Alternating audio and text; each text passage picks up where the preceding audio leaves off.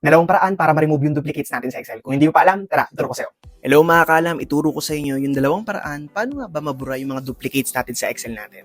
So first, pakita ko sa inyo yung tinatawag na remove duplicates. Dito siya makikita sa data, highlight mo lang yung data mo, tapos click mo to remove duplicates, tapos ito yung lalabas, remove duplicates, then click mo OK. So kung nakita mo, na-remove naman. Itong pangalawang paraan naman is gagamit tayo ng function na unique formula equals unique. Tutok mo dito sa data mo kung saan yung may mga duplicates. Tapos, damihan mo na hanggang dito or maglagay ka na lang na allowance.